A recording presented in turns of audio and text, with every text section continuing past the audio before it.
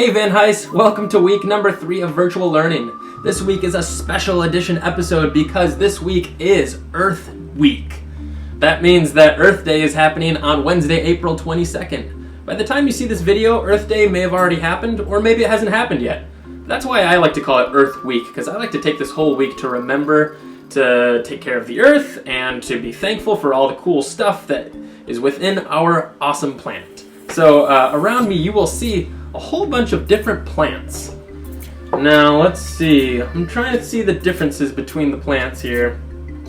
One difference that you probably are noticing right now is the difference in the leaves. This plant right here is called a spider plant. It can grow pretty big and it likes to be in a sunny spot next to a window. This one is called a ficus. You see how it looks kind of like a miniature tree? And this one right here, these are both succulent plants, and this one's called a jade plant. These leaves are really, really thick. That's because this plant doesn't need to be watered very often because it stores a lot of its water inside of its leaves. And this is a pretty special plant right here, and it's really special because it's a fake plant. It's made of plastic. Gotcha. So one thing that all of these plants have in common is they all have these leaves on them, and all of these leaves tend to have different textures.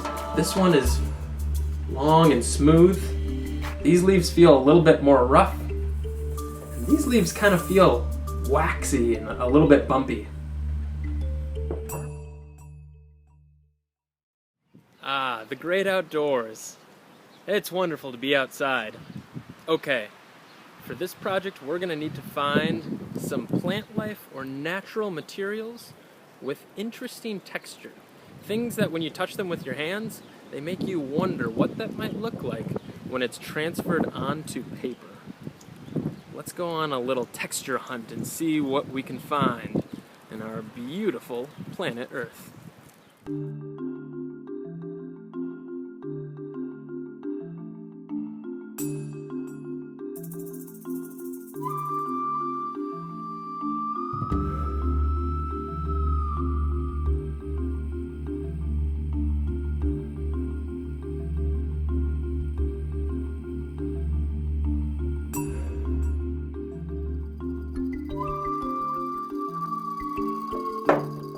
Okay, Scaredy Squirrel and I are back inside.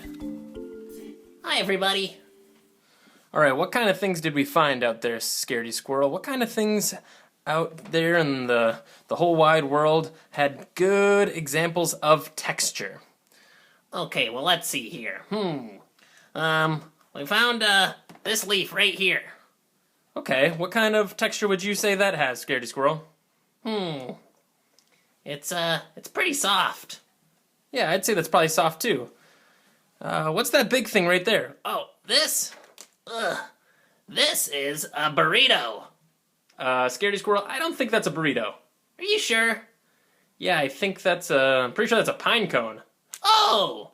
Yeah, I always get pine cones and burritos confused. So this pine cone has a texture that's kind of like, I'd say it's kind of rough and prickly. Okay, rough and prickly. Alright, so our next step is going to be recording these textures using a rubbing technique with some crayons. So I'm going to do this on a fresh sheet of paper, and this could be notebook paper, this could be computer paper, you could even do this in your little sketchbook as well, but if you're like me, your sketchbook is getting pretty full, so I'm going to use a fresh sheet of paper. Now when doing a texture rubbing with things like plant life, a little bit of that green stuff inside the plant, a little bit of that chlorophyll, might leak out onto whatever you're working on, whatever surface. And since I'm working on this nice white surface, I'm actually going to put down something to protect it. So I've got the cereal box here. I'm just going to set this right down in my work area, and I'm going to do my texture rubbing on here. So this is just to keep my table nice and clean. I'm going to start with one of my leaves. I think I'm going to start with this one. Now when you're doing a rubbing, you want to start by feeling which side has more texture. I feel this side feels pretty smooth, and when I flip it over, this one feels bumpy. I can really feel those veins in this leaf. So I'm going to start with this leaf, place it underneath my paper, I think I'm actually going to do mine in rainbow order. I'll show you what I mean. I'm going to take my red crayon and pressing down, not so hard that you tear the paper, but hard enough that we pick up the texture. Let's see what happens.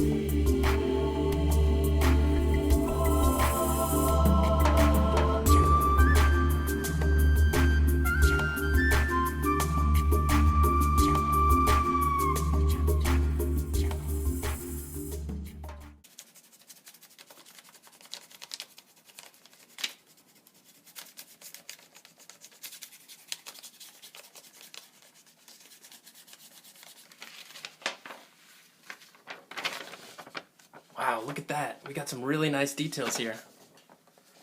And there you have it. A full rainbow spectrum of texture rubbings. And down here, maybe I'll even do something like this.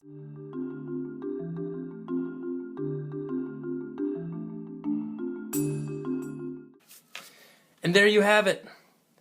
Send me a picture if you make some rubbings at home, and I would love to see what kind of textures you capture. Thanks so much for watching. We'll see you next week.